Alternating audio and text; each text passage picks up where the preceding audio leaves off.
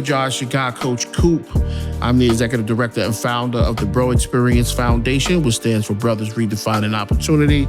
And I want to welcome you to the Be Well B.R.O podcast, which is a podcast that sits on the platform of our mental wellness website called bewellbro.org, where men of color can come to connect, build community, get wellness resources, and just really kind of like have a space where they could change their narrative. Today, we have a very, very, very special guest whose story is inspiring as his culinary creations. Leighton Murdock, a Brooklyn-born Jamaican entrepreneur, businessman, business owner and operator, chef whose journey from fashion, community, and the kitchen is nothing short of remarkable. Leighton blends Caribbean roots with Brooklyn grit to craft more than just meals. He creates experiences that nourish the mind, body, and soul. A pioneer wellness-infused cuisine, Leighton's passion for health and flavor led him to launch Aroma Culinary, a brand revolutionizing dining and marrying indulgence with anti-inflammatory well-being. Through his acclaimed dinner series, Every Other ThurCday, I'm gonna get that.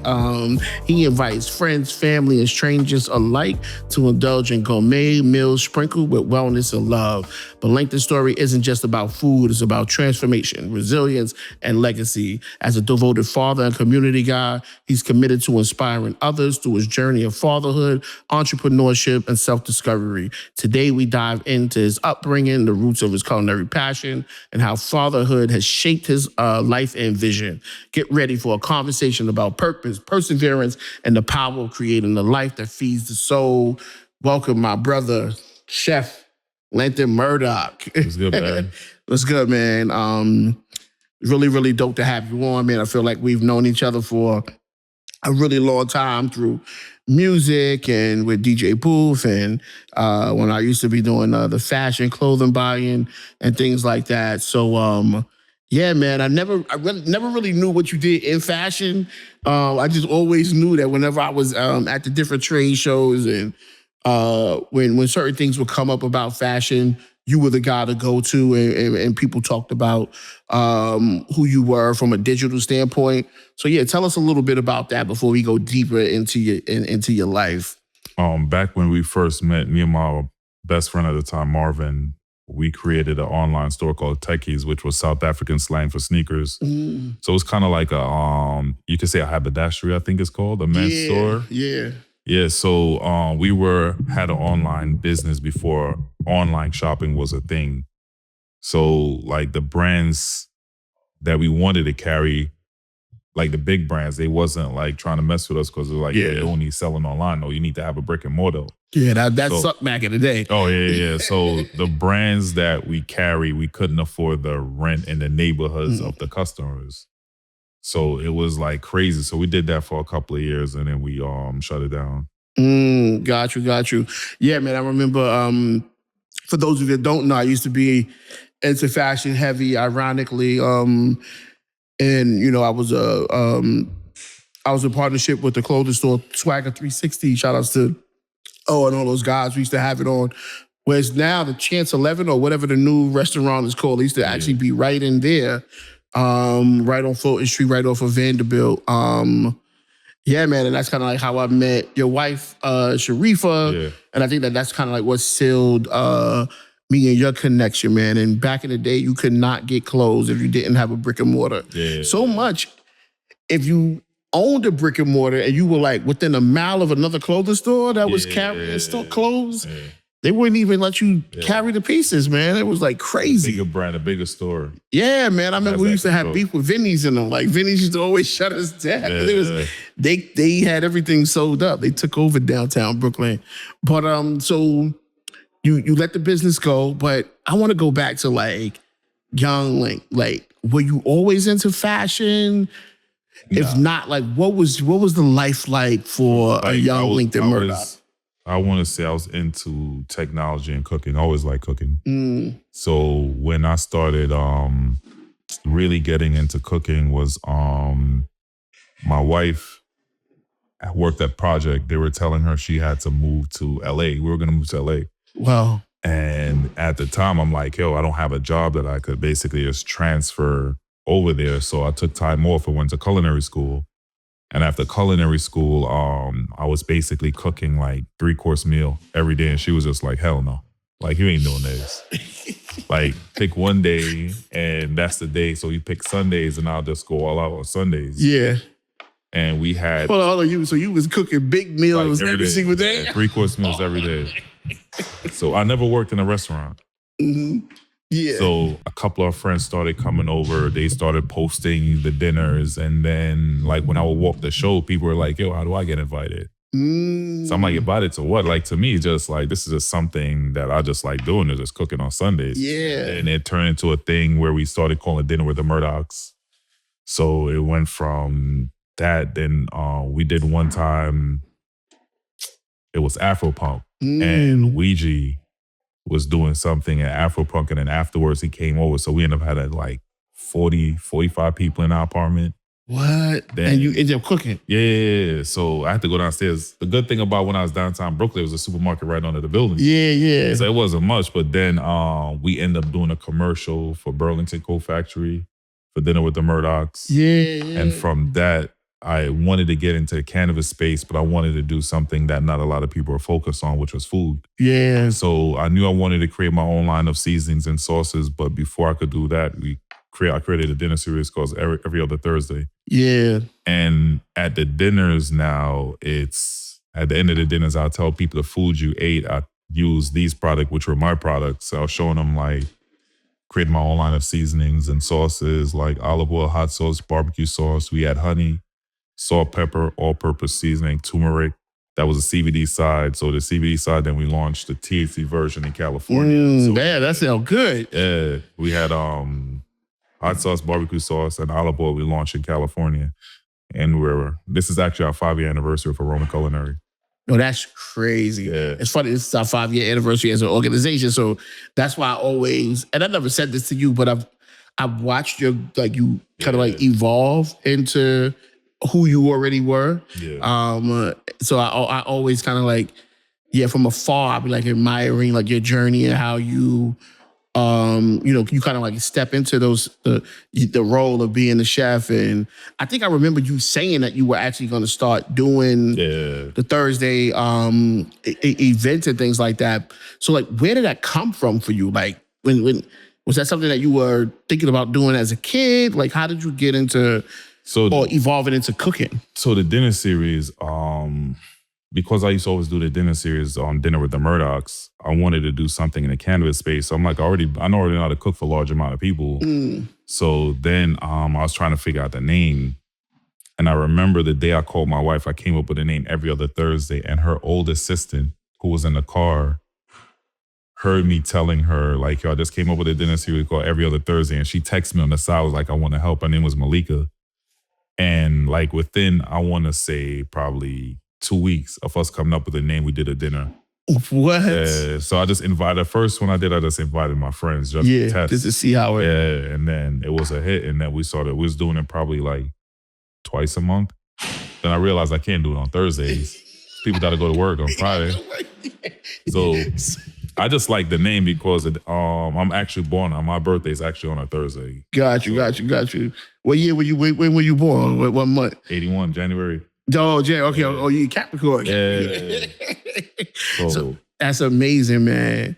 So it's like, because I'm trying to make the connection to how you decided to like walk away from tech, because y'all did pretty okay with the business. Yeah. What made you think about doing culinary like full time? Because the reason why I asked that, because I think we got young people who going to be watching the podcast, especially like young men, and oftentimes when they think about someone making food, or like, I don't even think they think chef. Yeah. Right? Like, where did that passion come from for you? I always like cooking. And I wanted to get in the cannabis space, but I didn't want to do the same thing that everybody else was doing. It's like flour, vape, tinctures. Yeah. I want to go on the food side, not realizing that the food side is one of the hardest side of the business to get in, because you not only have the cannabis regulations, you also got the FDA regulations. So you can't just put something in a bottle and sell it. Like all my products are lab tested to make sure like the amount of THC or CBD that I say is in the product is actually in the product. And we actually just phased out CBD and went into D9. Wow. What's the difference? Like what's CBD and D9? So D9, it's a derivative of hemp. So it gets you high like THC. Got you. You get the shipping. So like I could have mac and cheese and be like real lit. Yeah. Wow. But with D9, you can ship anywhere. Got THC, you can't. So the thing that we're dealing with now, I'll launch a product in California. We're launching in New York. So every state that I'm in, I have to find a manufacturer within that state. You can't ship across state lines. Oh, because that's like trafficking almost. Yeah. What? So, but with D9, one manufacturer could ship anywhere in the country. Gotcha. And do these companies, like all these manufacturing spaces, are they in every state? No, you have to find. You got to find a manufacturer. You got to find a manufacturer that you trust. Yeah. So make your product, make sure that they're making a product how they're supposed to make it. But like I said, my stuff is lab tested. Yeah. Technically, you have to get it tested, especially if you're selling online. Yeah, man. Part is like one of the hardest thing to do because you need a high risk payment processor. Wow. So do you think it's like since I guess evolving and now getting into the seasonings? Well, I guess it's a two-part question. Like, how did you evolve and get into creating a seasonings for food? And then also, thinking about the Every Other Thursday, the dinner series, are you looking to expand in that? Yeah, the dinner series, I've done the dinner series and all over the country, Canada. Before COVID, we were doing a dinner in New York and Chicago every month.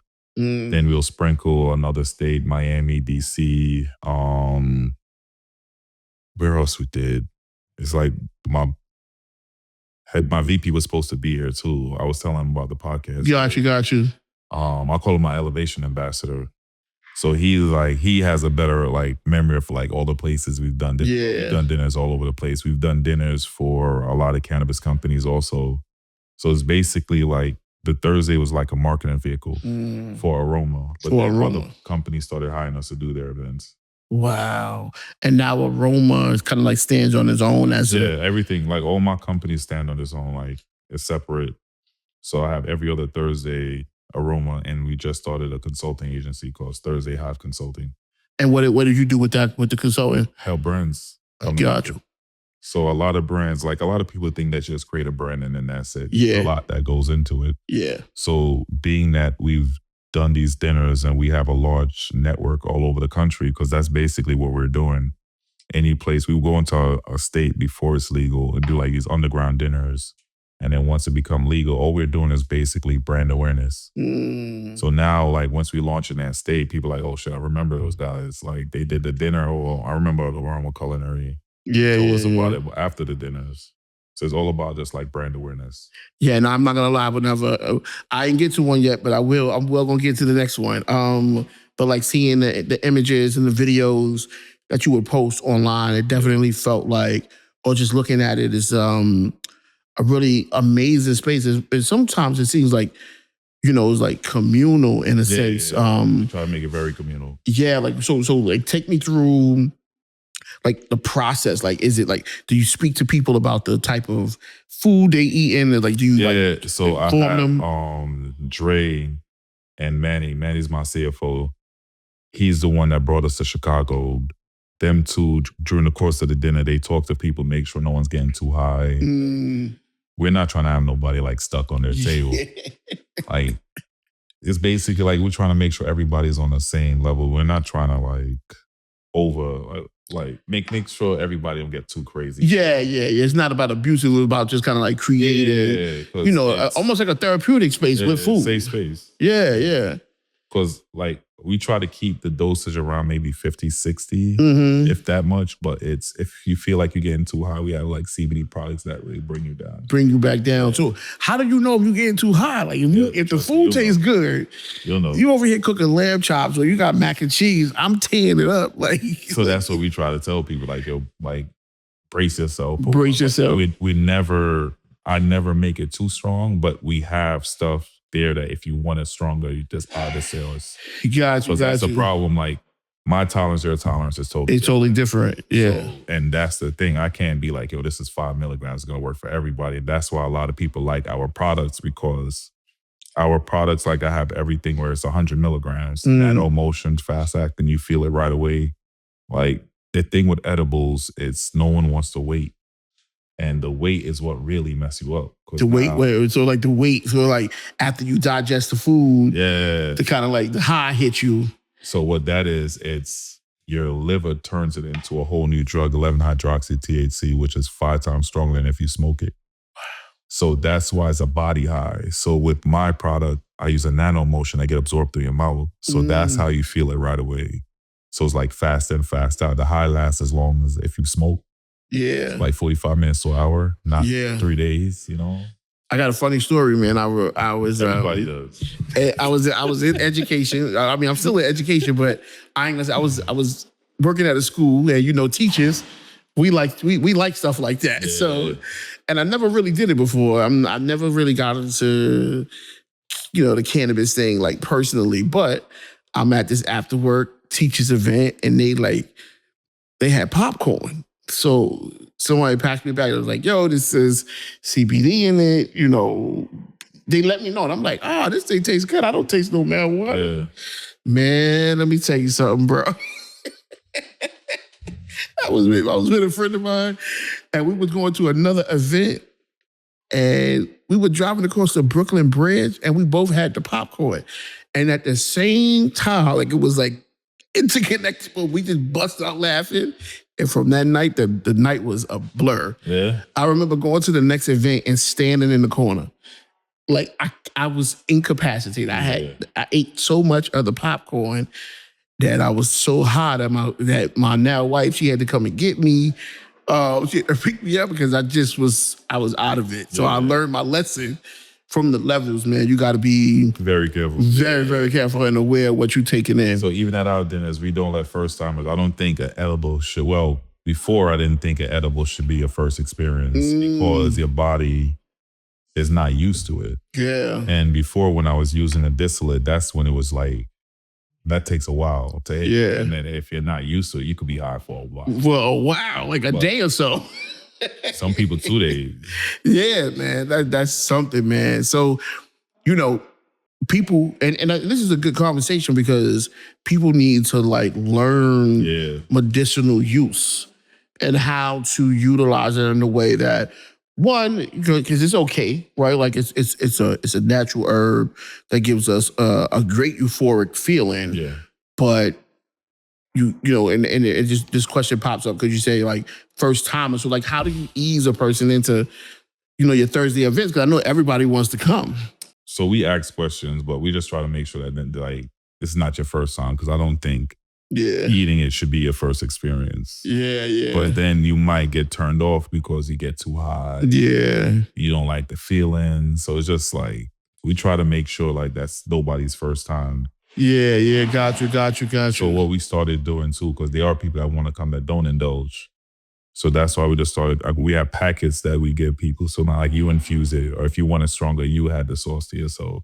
Or we just let people know like this is the menu for non-infused and this is the menu for infused. Oh, so you actually cook two different type of, or the same dish, but one will be infused. So it's like, our dinner series, we give options. Most people don't give options. I understand why people don't give options, because it's from a cost perspective, it makes more sense. Like, this is what it is, either eat it or not. Yeah. But we try to include everybody, where we got 3-course, 2 meat options. So we try to include everybody.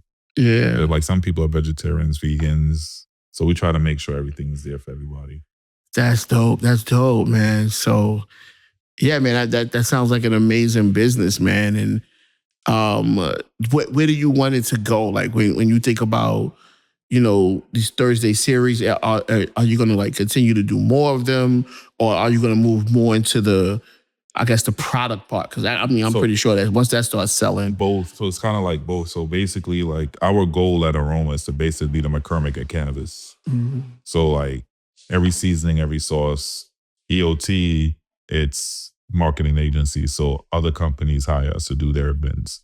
So like what we do too in California, what we try to do is like a lot of dispensaries, you got to go do pop-ups, like in-store demos. Yeah. Teach people about the product, teach the bartenders how to sell the product. So what we do, instead of going to 10 stores, we just do a dinner and just invite the bartenders and at the dinners, explain to them, this is how we want y'all to sell our products. So now instead of going to 10, we just do one and invite them, because who's not coming to a free event? Yeah, no, absolutely. I'm coming. Absolutely. Like, that's a great way to market the product, because man. now we're showing you how to do our product. And this is what we try to tell other brands. Why are you going to 20 different stores? That probably take like 2-3 days. Yeah. Do an event, invite them, and at the dinner, you explain to them or you show them how to sell your product, which is what you're doing in all these different stores. Yeah, yeah. Just having the same conversation. So instead of having 20 conversations, have one conversation. Yeah, because you're bringing everybody to you. Yeah. So that's and you're giving them an immersive experience where they can actually taste what they're going to be utilizing. Because even if it's like a vape,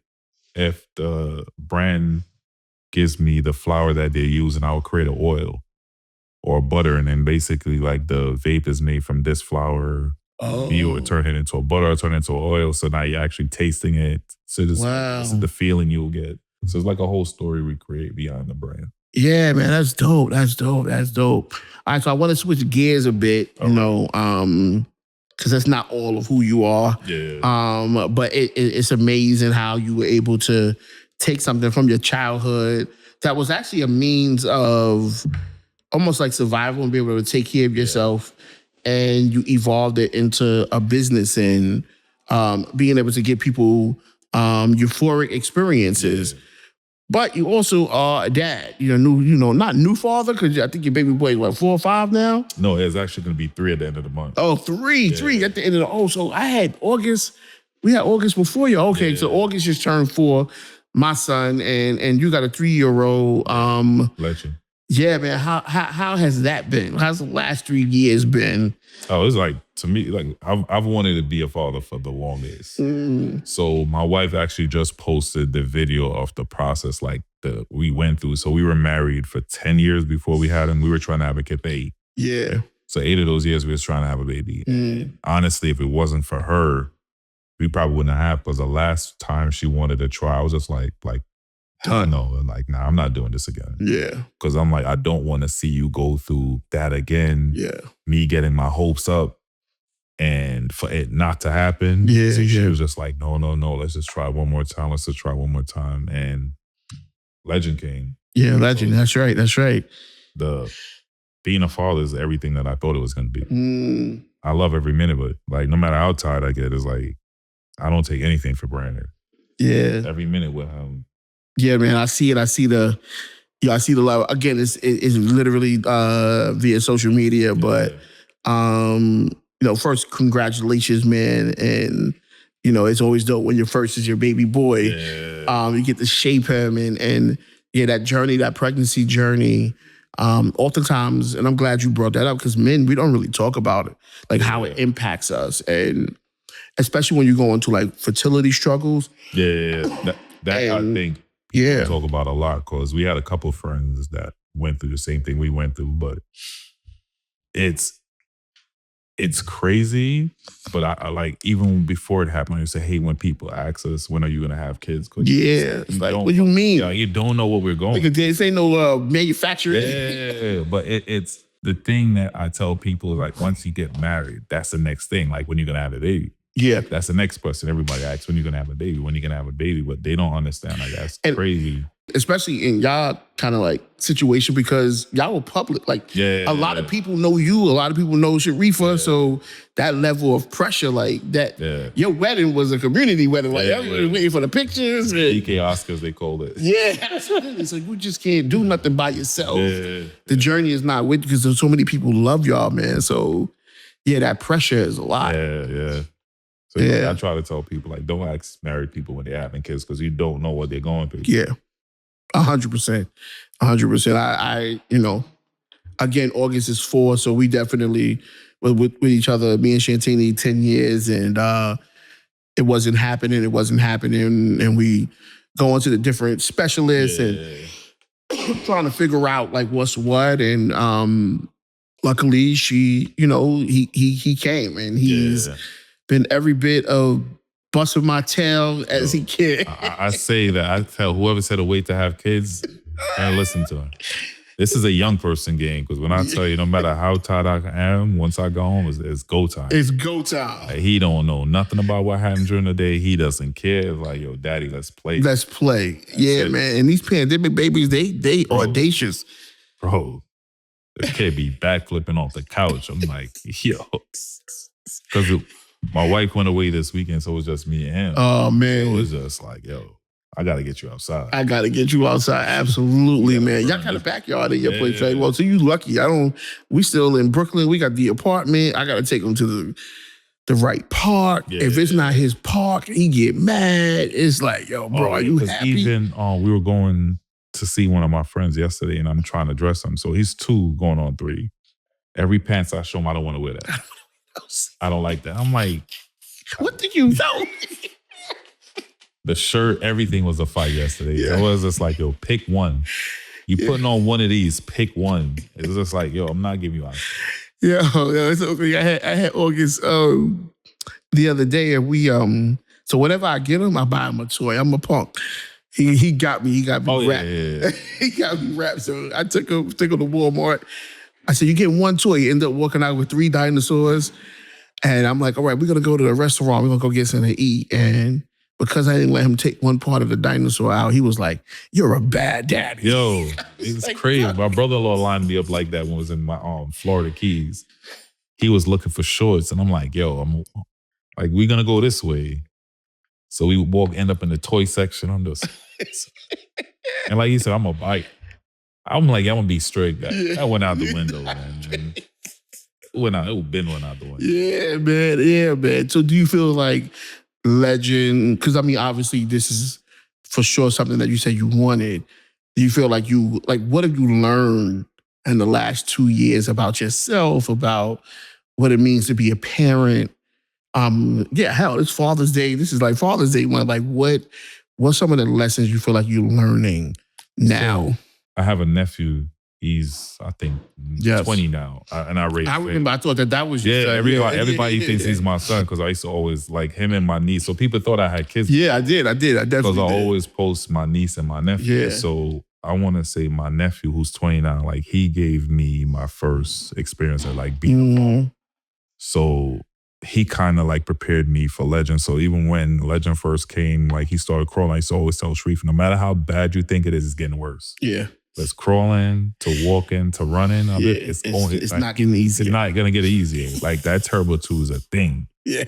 So my nephew, I want to say, gave me a heads up as to what being a father was going to be. So but to just know like this is mine. Yeah. Like nobody could take this from me. Yeah, absolutely. Absolutely. Feeling. Like, man. When, like, even if I have a bad day, like once I open the door, he runs to me like, yo, daddy, like, that washes away. Yeah, man, absolutely. Because they love you, man. And I always teach people, and I teach the fathers that we work with here, is like, you are the artist. Like, so you painting their experiences for them.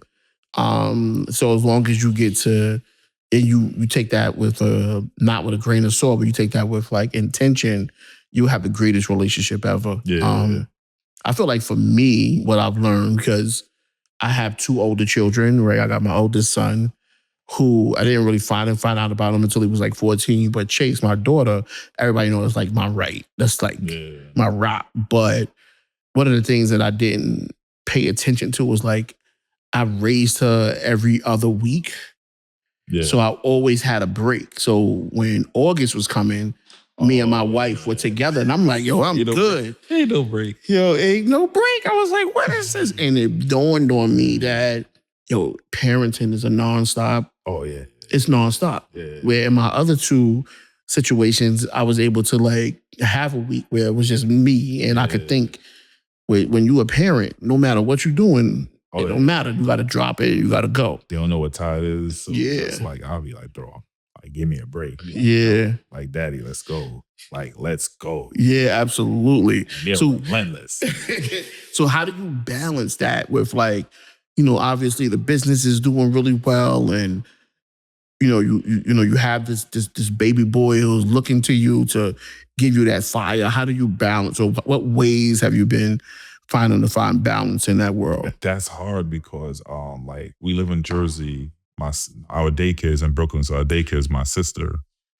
So she finally moved in with us. So before like she brings him home, before that, like I will pick him up. Sharifa meets me at the door. She takes him upstairs. So we wouldn't see him during the week, awake. Yeah. Like we barely get to spend time because she works long hours. I work long hours. Yeah. So my sister actually moving in, like now we're able to see him during the week. Gotcha. And what he's starting to do now, because before like Sharifa will take him upstairs, I work on the business before I go to sleep. But what I realize now, what he's starting to do, like he waits for Sharifa to fall asleep and then sneak out of the bed. Sneak that, come down. So I'm just like, yo, this come. Yeah. Like, now I realize he's waiting for me to get into the bed for Yeah. to go to sleep. So I'm just like, I just got a couple of things. Just come downstairs, spend like 20 minutes. So Yeah. like I said, I thought I was gonna be this. Like, nah, like go to bed. Yeah. Not happening. Like, yeah. Because you realize that they're human, man. Like we raising baby humans, and as much like, yeah, man. When I hear that, you just make me think of something that happened today. Like even like on the weekends, that's why like for us to leave the house on the weekend, like Yeah. be something important. Yeah, So gotta we don't be get to spend time with him. So the weekends was our time. Yeah. So it's like family time. Like we both is just like, nah. But for us to do something on the weekends, like if Got he to be. can't come, Yeah. he ain't going. Yeah. Facts. 100%. I'm the same way. It's like I make Monday and Friday, I go hard. But Yeah. Saturday and Sunday, I definitely try. Now, and I think the beauty too is like, and when I can say the same thing, we both have lives where we can bring our children into our worlds, which is like really dope. So like if I got to go to a community event, he can't be with me, but I try my best to, just be. Did you grow up with your dad? Yes. Got you. Do you feel like you use some of his tools? Yeah, so it's a lot of the stuff that like I took for granted that my father was showing me. Mm-hmm. And one of the things he always said to me, and I didn't see it was like, no, you don't realize how fast time goes by until you have kids. Yep. So it's like I'm looking at my son who's about to be 3, and every day I'm looking at him like, one, you know how long it took you to get it. Yeah. Yes. 2, I'm like, I remember bringing you home like it's yesterday and you about to turn 3. Yeah, man. And I still look at him like, I can't believe you're here. Mm. Every day I'm like, when he tried to give me his little attitude. Like, Yeah. Yeah, these COVID babies, these pandemic babies. Yeah. So they came out, they disrespectful. Different. They know what they want. Yeah. They want it now. They able to articulate themselves. Yeah, because his godfather was trying to convince me for like a half an hour that he's turning 4. Yeah, because they like, just so smart. So that's what he said. Like the way he talks and how he articulates himself, he's like, I'm like, he's still a baby. He's only 2. But man. One, he's a little tall, and how he talks, he talks clear. Yeah. So he's like, this is why, like, I didn't believe. Yeah, man. He's turning 3. I thought he was turning 4. I'm like, no, he's turning 3. Yeah, you know what else I attribute that to? I think we raise our children differently than back in the day, right? Like, oftentimes it was like children were around, but you didn't have a voice. Yeah. When adults was there, I think, I don't know if it's unspoken, but I feel like in the parent groups that me and my wife are in, our kids are like having conversations because we let them in the conversations now. When we were growing up, you're supposed to be seen but not heard. Yeah. It's not like that no more. Nah. Now they're getting like a little too much. Like, I'll be like, am I arguing with you right now, bro? Like, like, how am I arguing with a 2-year-old what pants to put on? Yeah. Like, how are you even telling me you don't want to put this? Absolutely. Like, what is going on, bro? It's crazy. Do you feel like, and this is going to be a big question, but, what was it like him first coming home? How did you and Sharifa balance, like, the co-parenting dynamic, especially with your busy schedules? Like, what was some of the highs, some of the lows? If you could get into that, like, how did you manage to co-parent, because it's still co-parenting, effectively with both of your busy schedules? So we don't argue. If she says something, whether I agree to it or not, I'm like, all right, no problem. I'm not gonna be like, no. If mommy says something, that's what mommy said. Yeah. And then like, Like, you ain't supposed to do like, Yeah. You give, like, you give him the juice. get it. Like, that don't make no sense what you told him to do, but it's like, I'm not gonna. So then it's gonna be like, oh, I could pit them against each other. Yeah. Because it's like, they pay attention when you think they're not paying attention. Yeah, absolutely. So as far as co-parenting is like we have a team. Like I said before, I was coming home. I'm 5 minutes away. She meets me at the door. She takes him, take him upstairs. If she needs something, I'll make dinner, take it upstairs to her. So it's always like, we'd always work together. Yeah. To make it, because it's like, she's not happy, I ain't gonna be happy. Yeah, facts, 100%. 100%, bro. I just gotta make sure she's comfortable, make sure everything is smooth. I just make sure she's good. If she's good, I'm good. Yeah. I feel the same way. It's just like, I always have mommy's back. But yeah, definitely like, yo, bro, like you got to move a little different. This is the expectations, brush your teeth, get in the bed, you know. Yeah, he gives her like, it's like World War III. Yeah, so it's like, that's why I should like, oh, you just brush his teeth. Yeah. Because he doesn't give me the smoke he gives her. Yeah, no, same here. All kids be smoking shit. She's like, go brush your teeth. He's standing there, go hide at the table. Start running. I'm just like, I'm not chasing you. Yeah. And it's either you brush it or I'm gonna brush it. So you let me know how you want to do this. Yeah. It's like war in the morning, man. Nah, that's crazy, man. Like fatherhood is a beautiful thing, man. It's really a beautiful thing. So, you know, you got so many amazing things happening. Like, what's next? Another baby, another business. Hopefully another baby. I want a girl. I don't want Legend to be only kid. Yeah. It's, if it happens, it happens. If it don't, it don't. Yeah. But as far as the business, we're trying to go full throttle now. We're launching a brand in New York, hopefully by the end of the month. And then just see where it goes. We're trying to be in at least 4 states by the end of the year. Nice. Yeah, man. How does it feel to like birth something, right, and merge two worlds together in this culinary and chef business and the CBD business and be successful? Like, what's the feeling like? That's good. Like, what they say, thoughts become things. Like everything you see was a thought at one point. Yeah. So like our goal is just to like balls to the wall. Like I said, our goal is to be the McCormick of cannabis. Like you want to do every seasoning, every sauce. Dang. So we're just starting little by little, adding, because one of the things that we're gonna do next, we're gonna do like jams. So like grape jam, strawberry jam. Yeah. Get high off a jam. Exactly. I'm about to order that, put that in my food, see if it give me a good night with the wife. Where you need to be, definitely. I'll be like, yo, like, how you? How am I supposed to put in this chicken? So how we dose it out too, it's not too strong. So it's like 4 milligrams a teaspoon, 12 milligrams a tablespoon. So with that, it's, you know how to dose. So you could start with the 4 milligrams. Okay, this is see what it's like. A little stronger. And then, all right, a tablespoon, all right, that's right where I need to be. So with that, it's you're controlling your dosage, because that's the thing that we're trying to make. Like, make sure you know how to control your dosage. Yeah, man. And it's euphoric. Like, once you get it right, you get to eat well, and you get to have that good feeling, man. That's dope. That's dope. Well, at the B.R.O experience, what we do is it's like one of the last questions. We're big into music therapy. So if you had to think about your life up until this point, and you had to create a soundtrack for it, like the title of your life, what would you name your experience?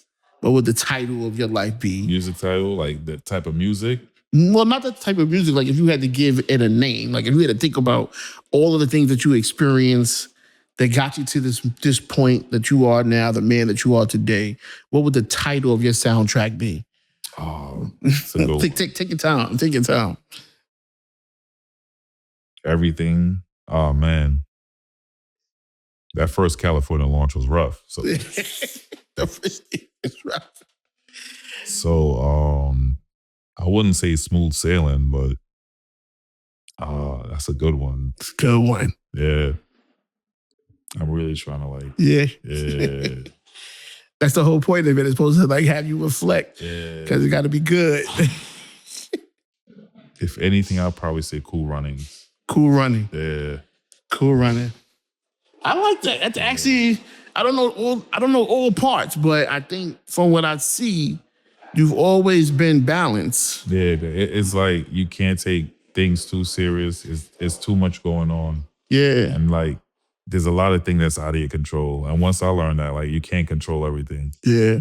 So it's a bunch of stuff that like moving that you're not seeing that's going on, but it's just like, as long as the end result is what you want, that's all that matters. Yeah, and that's cool running. Yeah, cool. Understanding what you can and cannot control. Yeah. That's dope. Yeah. That's dope, man.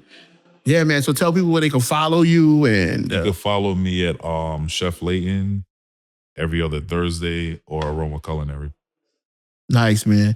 Lang, I want to thank you for, being on the show, man. You are guest number 2. Oh, thank you.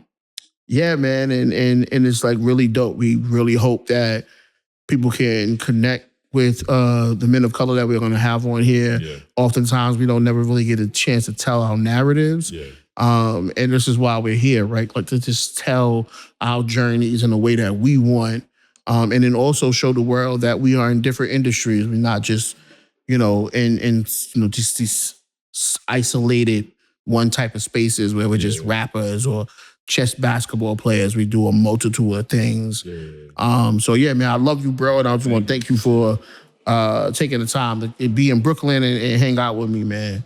Of course. Until next time, everyone, make sure you tune in to www.bewellbro.org. Follow us at BWellBro podcast, and also the Bro Experience Foundation. We are a nonprofit 501c3 organization, so we need people to support, continuously give gifts so that way we can continue our impact with young men of color all across New York City and the globe. Until next time, love you. Peace.